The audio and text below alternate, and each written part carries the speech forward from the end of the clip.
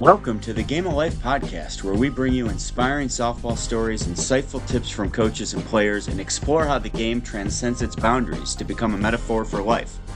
Whether you're a sports enthusiast, a casual fan, or someone just looking for inspiration, you're in for a treat. We'll unravel the tales that go beyond the scoreboard. Discover how perseverance and hard work on the field translates into resilience in your daily challenges. Learn about teamwork, leadership, and the unwavering spirit that fuels success, not just in sports, but in the game of life.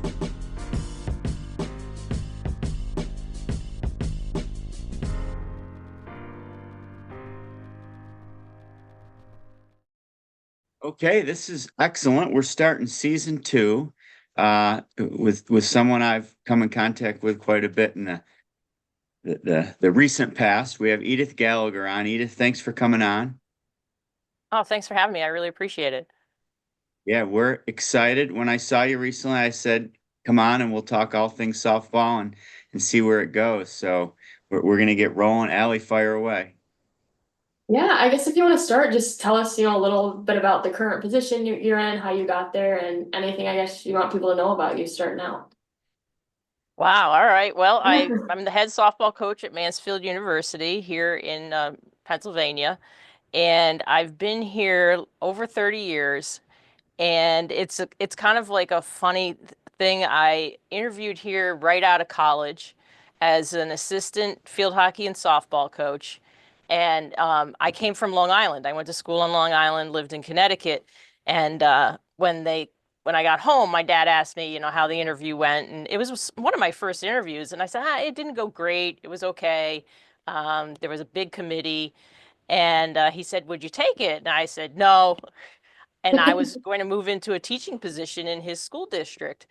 And then the coach called and offered me the position. And the whole time he was talking about, the position, I kept thinking like that I was going to say no, no, no. And then he said, so what do you think? And I said, great. And then I went, oh, I was supposed to say no. Yeah. But it was the best yes of my life. And, I've just kind of moved through, and the sport's wonderful. It's changed a lot since, in 30 years, but I think the sport's in a great place. But college athletics right now is in a really interesting place. So, yeah, that's kind of my background and how I got to Mansfield and where I'm at. Awesome. I guess one question I'm always interested in, as a coach and the journey you've had, I guess what were your coaching philosophies kind of when you went in, and how have they changed, throughout the course of your time at Mansfield so far? They changed a lot. I think as you grow and maturity is great. When you're 22, you know everything, and then you hit 30 and you realize you know a little less, and every year I know a little less. But yeah, the philosophy does change. I guess I've come to the point where I used to be very rigid and like, this is the way you should do it. And now everybody has a different way, and just let's get you better. Wherever you're at, let's start there and let's get better. And people have pitching coaches, people have hitting coaches, and this is how, this is how I do it. Okay, well, let's just work with there. So I guess that's kind of basically how my philosophy's changed, but it changes a lot. Yeah, I think that makes sense too, kind of giving girls room to work through things on their own, because that's a life thing too, right? I mean, I think so. There's not one way to do everything, so I think that's really cool. Just kind of working with them with, the pros they have, the strengths they have, and then helping them through those improvement areas. Definitely. Yeah, I think they call it the gift of failure. Like, let them Yes. figure it out. Like, let them go through it, and it's a lot better than me saying, no, do it this way. Right? Definitely. It works a lot better for everybody. Speaking of failure, I mean, you recruit athletes, softball players to come play for you. Obviously, they're all very successful, or they wouldn't come play for you. Do you find sometimes when they get to college, that's the first time they've really failed, or is it more or less the first time they don't have their normal support? Or I guess I just like to hear your thoughts on that, or am I wrong? I don't think you're wrong. I don't think it's the first time they've failed. I think, though, that we baby them a lot, or we like to comfort them a lot. And so, yes, it is the first time we're making them figure out more on their own. Yeah. And, they're really proud of themselves when they do it. I had a kid just this fall that, she needed an accommodation. And I said, well, you're going to call mommy and have her do it, or you're going to go do it. And, I was politely teasing her, but she knew it. And she said, I can do it. And I go, I know you can do it. Why don't you go do it? And she did. Like a couple hours later, she was, so proud to call and say, I did it. I got it all done. And I said, I'm proud of you. That's a good job. You can do that. So, yeah, I think if we let them do it, they can do it. And if they fail, that's okay. Like, then we can help them out of there. But I just love to see them do it for themselves. Yeah, I think as a coach too, and you hit the nail on the head, I think a lot of coaches don't realize the impact they can have on a player, right? Not just on the field, but off the field as well. So I think it's really cool, you embrace that. And I'm curious kind of your thoughts on your philosophy of, not just wanting, your players to become better softball players, but I'm sure, when they leave Mansfield, strong people, strong women, strong individuals as well. Yeah, absolutely. Like that is what the game, what you guys talk about. The game gives us so much, and it gives you that ability to be these strong women and to learn how to use that in the world, and, to learn when it's okay to, be very forceful and strong, and when sometimes you have to take a step back and say, okay, my boss isn't really receptive to how strong I'm coming off. And yeah, so it just so much carries over from all they learn and do, in the classroom and on the field, and just treating other people, dealing with other people. So yeah, you definitely understand that. Yeah, I definitely. think it's the greatest part of the sport. I mean, the cliche. I mean, it's a game of failure, and it really is. And it makes you appreciate the good times so bad and or so much. And when you're successful, you realize you can get through tough times, and you don't know when a slump's going to end. You don't know when a losing streak's going to end because there's no guarantees. But if you keep working towards it, you know you're going to get some sort of small win that leads to a bigger win. And if you can transform that into the real life, the real world, I think it's a superpower. It is a superpower. Definitely. One thing I wanted to transition to a little bit, I think a lot of girls, one misconception they have when they go to college to play is they're going to start every single game because they have their entire life. So I'm curious your thoughts on that evolution of knowing your role, becoming a good teammate, and honestly just making the most of your situation while also not being complacent, right? If you're not starting. But I think it's the first time for a lot of girls where they're not the star player on their team. In high school, you're athlete of the year, you're team captain, all that stuff. And then you are kind of fresh meat as a freshman. So I'm curious your thoughts on that.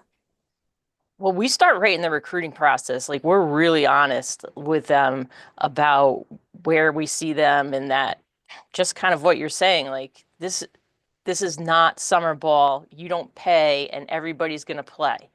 Um, there, fall ball's a little bit different, but I don't care if it's senior day or nanny's birthday or, whatever's happening. Did you earn that starting spot? Then you'll be on the field. And if you didn't, then better figure out how you're going to, make your way onto the field. Like where is it going to be? And yeah, we talk a lot about all of our roles, and might not be the role you want, but this is the role we need you in. This is the role where you can be a supportive teammate. And I think that as long as you communicate well and you're upfront and honest, they don't love it, no, because they all want to play, but they understand it better, since you've talked about it for a while. But yeah, I'm not a fan of the whole travel ball culture. We all play, and I really can't stand when, like, I come to a game as a coach and they're like, "Oh, do you want to see Allie?" Well, was Allie gonna play? Yeah. Because if Allie was gonna play, then I'll see Allie. But if she wasn't, then no, I won't. Like, I just want no part of that. That's funny. That's interesting because certain teams, I mean, that's literally how they do it. Yep. And Yeah, and this kid's pitching great, and all of a sudden she's out because some coach showed up that wants to see her. And just that's nowhere in life. Yeah. I think that is a good pivot too, because my dad and I have talked about all the time and travel ball, like there's a lot of things that are different from college. You're never really playing a full game, right? You're never really playing a full 7 innings. So we talk about high school ball too, like getting that, getting that experience. And I think to your point, it is kind of a weird culture sometimes, that travel ball game, depending on the organization you're in, the coach you have, what philosophy they have. But when you go to college, it is a very different experience. And there are a lot of similarities to high school that we talk about, right? You're playing for a community, you're playing a full 7 innings. So I think, that's something to keep in mind too. Yeah, I love going to watch high school ball. 7 innings, and there's something on the line. Yeah. And I love to go at playoff time when it's like really matters. It all matters, excuse me, but No, like it's lose or go home then. So you really see, how you play under pressure. and it's a mentality sometimes. I mean, a high school pitcher sometimes may never see a batter more than once or twice in travel ball. And all of a Yeah. sudden in a softball game, when the game matters most in the seventh inning, these hitters are starting to adapt to what you're doing. And do you understand that? Do you know that? Do you have the mentality and toughness to get through that? It's probably a real neat thing to see as a college coach if you get to high school games. It's definitely exactly what you're saying. Like, how do they react? Because if they're not used to getting hit, like in travel ball, because they're out, or as soon as they get hit, they're out. Like, I want to see, especially a pitcher, I want to see how you work through it when your stuff doesn't work, or when the umpire is not giving you 5 feet off the outside corner to a lefty. Like, now how you deal with that? That's what's really important. And I'm actually glad to hear you say that, because I help coach a travel team, and I tell the girls all the time, if a coach is coming to watch you and taking the time, they know you have talent, right? They want to see the intangible stuff that they can't see from the skills video that you sent them. If you strike out, how do you respond? Right? Because they can't see that on a skills video. They can see you get a single, and you can tell me if I'm wrong, but the difference between a girl getting recruited is not going to be whether they go 2 for 3 or 3 for 3 in a game. And I think that's kind of a big misconception sometimes with girls getting recruited. Oh yeah, you're absolutely right. And then stats, I don't even look at them. Like, those are just so out of control. Like, yeah, that really wasn't 2 for 3. I watched the ball roll right through that kid's legs. But yeah, absolutely. Attitude and effort, like those are your controllables, and how do they do with that? And I love teammates. Like, you can be a superstar, but if you're the I in team, then you're not helping anybody. So you're absolutely right. Like, are you helping your teammate? Are you, cheering for your teammtes? Like, or are you worried about your Gatorade from your mom? Like, what are you doing? Oh, there's a lot of those. The teammate stuff's so important because, all right, you could be the best hitter in the world and you might get 3 chances, right? Right. And if you go for 3, all right, now it's time to make that great play in the field. Or you're maybe catching on to something with a pitcher that you're able to relay to hitters and they have a great day because of it. And I think it's easy to be a teammate when you're doing well, but if you can find that player that's a teammate when they're struggling, now you've got a culture and a good team, right? Absolutely. Yeah, and I think part of it too is like recognizing how you, as yourself, how you respond to adversity, because I think everyone's a little bit different, and I think controlling your response is a really big thing in softball in general. That I try to do my best at when I played. Nobody's perfect, but I try to preach to my players too. Like, are you someone that gets angry? Do you get sad? Do you just shut down? Like, what is your response? Because if you don't recognize it, it's really hard to fix it too. Yeah. So one question I've been wanting to ask, but the conversation just hasn't warranted yet. You're honest with your recruits when they come in, and obviously some know they're going to play, some don't. I mean, it's all situational. What's more surprising to you when someone that maybe wasn't projected to play earns a lot more time, or when someone that there were high expectations for loses time, or doesn't it even surprise you because that's just the way the game is? No, growth is funny in the game, and so it does surprise me either way, but I think it's just such a happy surprise when somebody that you picked up is like a blue collar player and you said, you're going to get to pinch run or pinch hit once a week, but you're going to build into a position if you continue to work hard. And then who knows, they hit a growth spurt or all of a sudden something clicks. And so I'm an underdog story, so I always love that player.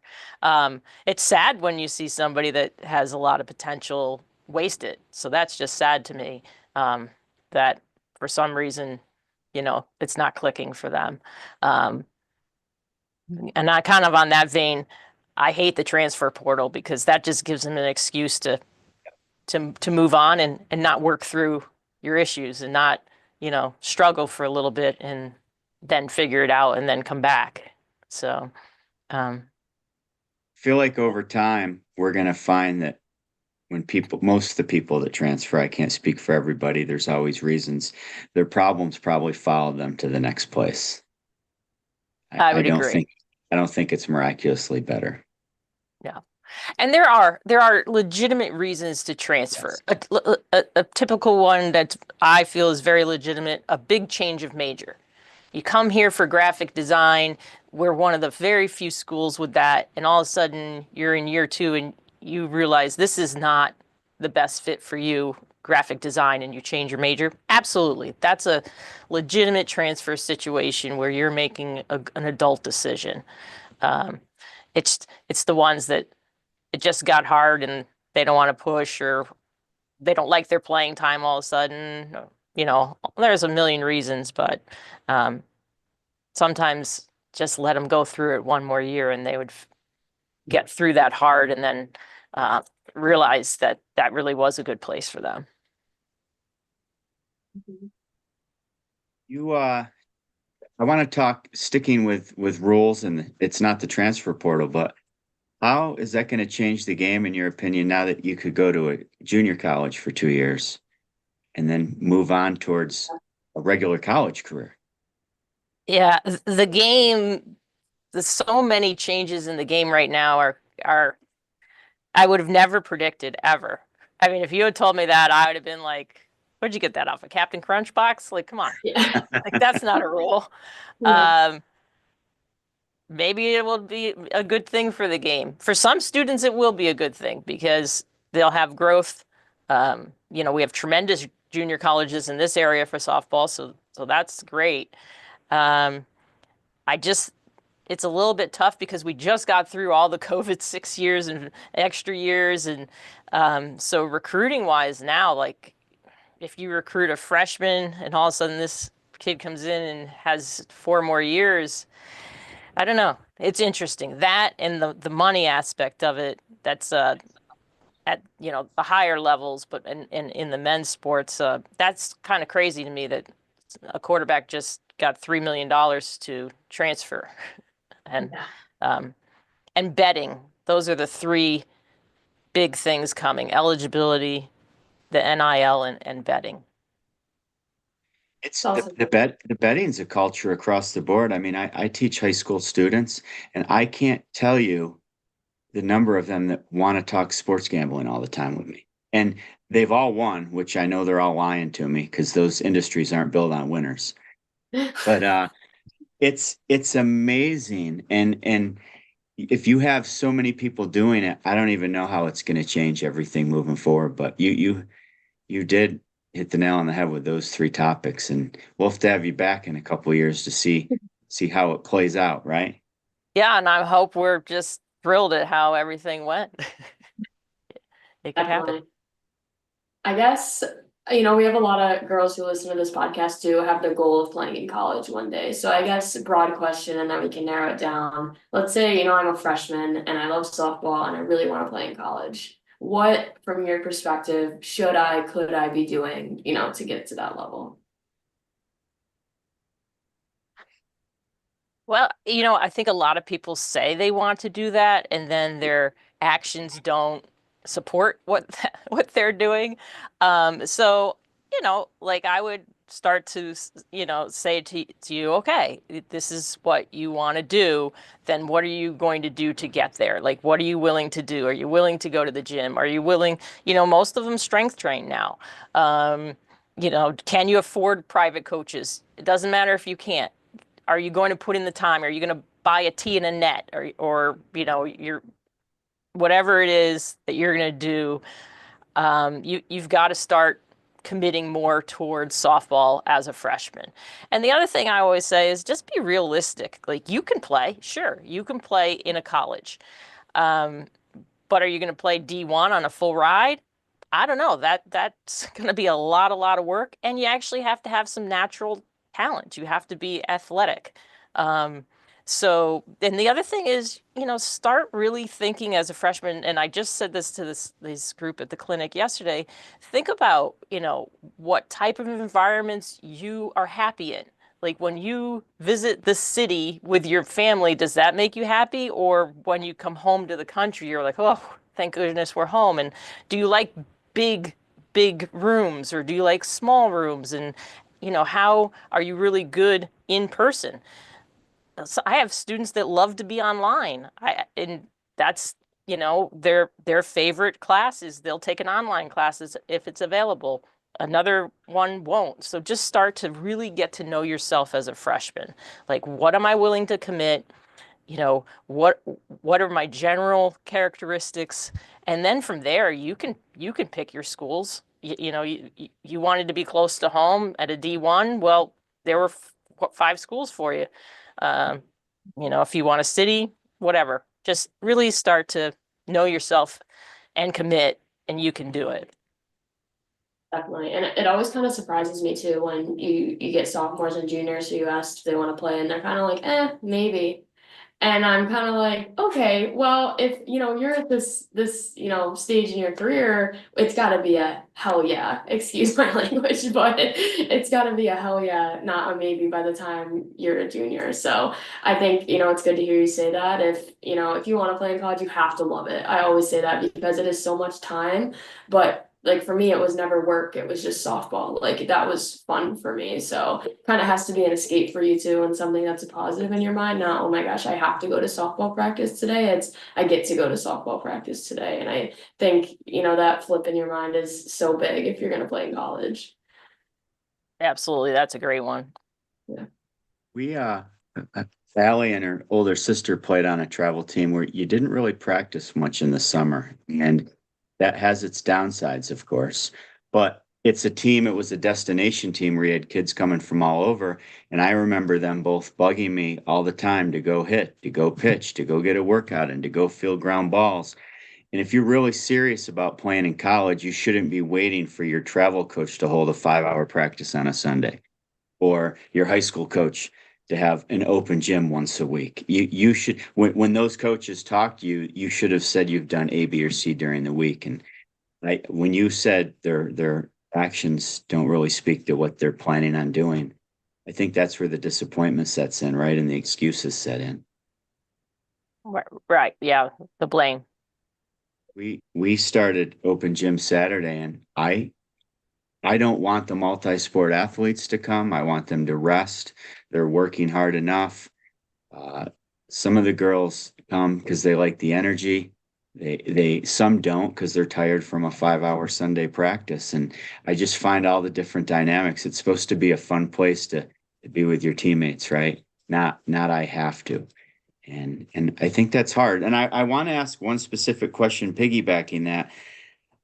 It's only my third year doing high school softball, and I want to know your mindset when someone says they want to not play 2 or 3 sports in high school because they want to focus on one, whether it's leaving softball to focus on basketball, or whether it's leaving, track to focus on softball. What's your advice to high school kids that are focusing on one sport? I'm not a fan of the focus on one sport. I do understand it in the society, how we've gotten there. But generally, when they do that, it just, that's more social media time. It's more, they're not really putting all that time and devotion into one sport. And you become athletic by making different moves, seeing different defenses. So I'm fine with them playing other sports. I actually love them to play other sports. It keeps them involved. Again, teamwork is different on all different, basketball teams smaller, you got your soccer teams that are bigger. Like those are all different dynamics. So, and if you aren't going to, play multi-sports, then at least go to like an agility training or do agility training, do some kind of strength training. Like, don't just do softball movements. And if you are, like I said, they just don't seem to commit that much time just to the one sport they say they're going to focus on. Just That's out a of great. curiosity too, if you're recruiting a girl, and they do play another sport, do you ever follow them in that sport, or have you ever gone just to kind of see what type of teammate they are? Because I think the interesting thing is, right, if you're recruiting them to play softball, they're starting, they're probably a captain, one of the best players, where, maybe they run track and they're kind of just there for fun. So it could just be a different, experience for them. I've sometimes gone to their other sport, but not in a long time, actually, now that you mention that. If they're like make it to the semifinals or the finals in states or something like that, then yeah, I might pop in. But just life has gotten too busy for probably teachers, coaches, parents, everything. It used to be you had time, but now you're just everything. Your social media, you're, the trainer some days, you're the equipment manager. And so I just find that when I'm, not watching a softball game or at softball, that, yeah, I probably won't go watch a recruit play. That's But it, totally it's televised, so I can watch it on that. very So true. I do stream them sometimes.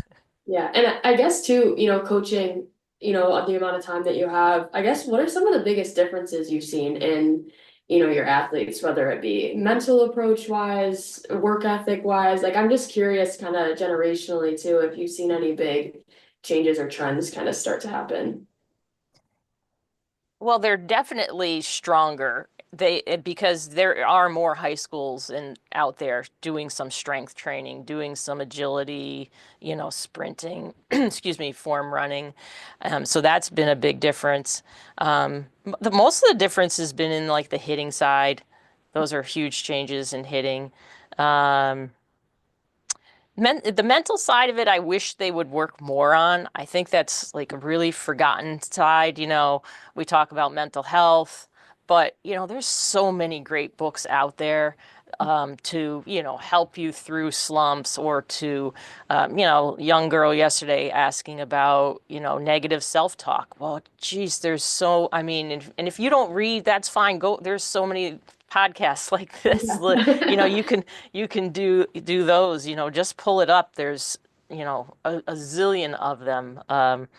But that I wish they would spend more time on the mental game, because that's one of those things like you guys are talking about that helps you in life. So when your boss yells at you, in year one, and you get ripped in a staff meeting, like you'll know how to deal with it, and you're not just gonna go, be negative towards yourself. You're gonna be like, okay, that happened. It's fine. We'll move on, and how do I deal with it? How do I get better so that doesn't happen again? So My sister and I actually talk about that all the time. Like, it takes a lot for us at work to be upset, because just being an athlete your whole life, you're just used to kind of getting that criticism, I guess, or constructive feedback. So I actually kind of seek it at work, which I don't know if it's the athlete in me, or I'm like, what am I doing? What can I do better? So it definitely is a good thing for life too. It's funny when I work with younger high school students, and I'm probably over the top with the mental stuff where it bothers them sometimes, right? But when they're new to it, they think if they start thinking positively and working through that, everything's going to be fine. And that's not why you do it. The whole point of it's to know you're going to get through every bad day that's in your future, and you're going to push forward, and you might actually accomplish something great out of your lowest moments. And that's a hard sell the first time you're helping somebody and then something goes wrong. See, that doesn't matter. And I can't imagine the higher stakes and collegiately how it's probably a tough sell with people sometimes. In the beginning, but if you take it in small chunks, I think that's where it works. But they understand most of the time when they are really negative thinkers, they know like that isn't a productive habit that they have formed, and that so they're usually willing to try if you give them small chunks. And I think too, once you get a decent amount of girls on your team who start thinking that way, it just kind of becomes contagious, just like the negative can be contagious. So I think that's a big thing too, you know, when you're upperclassmen or even freshmen who come in, just kind of change the perspective and constantly be positive. Because I think some people think being positive is like walking around like a bobblehead, but it's actually really, really hard. So yeah. When you first ended college, playing college softball, obviously you said you were set on not coming to Mansfield even after the interview, and it worked out. Was it tough at first coaching and not being on the field? Is there a way? We have people ask us, and I mean, Allie was recently retired, as we like to say. Is there any trick to transitioning, or did the coaching help, or I what were think you? if along the way that you understand that you are a softball player, that's a portion of you. That is something that you do, but that isn't you. Like me, I coach, but that's not who I am. So people that kind of have that understanding do an easier transition. But back in the day, we could still play softball. I used to drive out to Cotellville there above Binghamton and play in the women's league. Like I would drive from Mansfield like twice a week, play in the women's league, and we would go to states and nationals and the whole thing. But they don't, they have some U23 and some, I mean, that was fast pitch. It wasn't slow pitch. Like, so Okay. I think that made it a lot easier for me is that I didn't just go cold turkey. But I know a lot of our athletes start to play slow pitch, and that helps their transition. But the biggest thing is just understanding that it's a great thing that we do, but that's not who you are. That's a great point. So you're a competitor that happens to just play softball. When you're done with softball, you're going to continue to compete and focus on growth somewhere, just not the game anymore. Well, in your case, it was the game, but Yeah, it might still be the game for them, and it might be a break until they have kids or whatever, but they play softball, they play basketball, whatever, and it's a great thing. But that's not who you are. You're a beautiful person, loving, kind, you're competitive. You have all these traits. Um, but yeah, softball is something we are blessed to be able to do. Uh, but it's not our whole, for a couple of us, it's our whole life, but for Yeah, most of them, it's not. I couldn't agree more. And I think one thing we haven't necessarily touched on either is like prioritizing your education through college, because I know a lot of people who softball is over and then it's like, oh crap, like I didn't really major what I wanted to major in. I didn't have good internship experience. I feel like my resume is behind. So I think prioritizing your education too and setting yourself up to say, hey, you know what, like this is ending, but this new chapter is beginning, and kind of giving yourself something exciting to look forward to as well. And that's a big piece of the recruiting process. Like when you're out there talking to colleges, like what do the graduates do after, they're done? Do a Yeah. lot of them move into graduate work? Do a lot of them move into jobs, or do they not get jobs? Into the So, abyss. No. Yeah. Yeah. and that goes right back to knowing that's not your entire identity. It's just a part of you, because you have to start prepping for that. Especially in college, you're around all these great minds and great people and great opportunities. It shouldn't be funneled just to one thing. So you hope players do that. And I'm sure most of them do. for I'm blessed to be around women that have real high academic standards and do a great job in the classroom. So um, it wasn't always that way, but as you learn to, narrow your focus in recruiting to those that are serious about their education, it's so much easier as a coach. And how difficult's recruiting? Because there's so many kids that play now. Like it's got to be, there can't be enough time in the day. So it must be super important to develop a process. Recruiting is interesting. It's always changing too. So many tournaments, like you're saying, there's so many teams out there right now. But it's kind of, for me, it's the same thing as I would tell the players. You have to know your school and what you're looking for and, where you're likely to find it. Sure, I'm going to find, like, what is that, a needle in a haystack sometime down out in Colorado. But why would I go to Colorado? The majority of my school is, 3 hours. The majority are blue collar. The majority are XYZ. So I know what tournaments to recruit to find that. So it's kind of like I reverse the process on myself. Like, okay, this is what a recruit needs. This is what you need as a coach. This is what fits your program and your dynamics. So, Yeah. I guess And it's got to be sorry, Ellie. It's got to be a lot easier. It's got to be a lot easier the more they know what they're looking for too, right? Now nobody's time's wasted. it's absolutely, yeah. And that's what I was just gonna say, because I know the approach a lot of girls take, right, is they kind of just mass email out to a lot of college coaches. And I'm sure you can tell when that happens and when somebody actually is interested in your school and specifically your school. So curious your thoughts on that, like if that's something you get a lot and how I guess it kind of makes you take an extra look, right? If they say, hey, I like Mansfield for this reason and I'm interested in XYZ. Yeah, you're absolutely right. I tell them a small personalized email. Please remember it's not a text. Put periods, put capitals. Sent from my Um, iPhone. Yeah. small personal emails are going to get you a lot further than these canned things from your recruiting service or whatever. And half the time you forgot to change like either the coach's name or halfway down instead of saying Mountaineers, it says like the Raiders or something.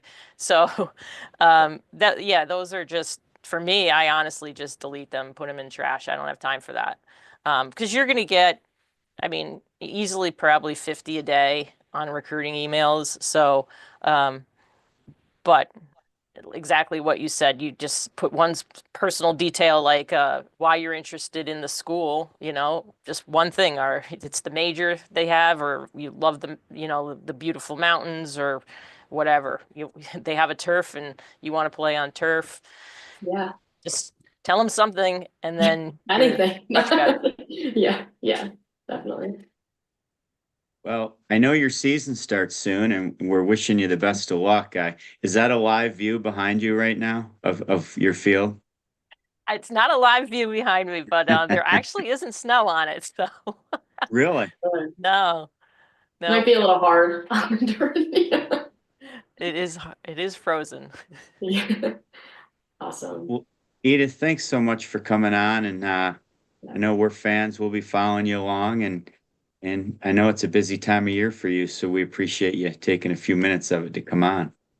Well, I appreciate you inviting me. Thanks so much. Yeah, Thank you. absolutely. Good luck this year. Thank you.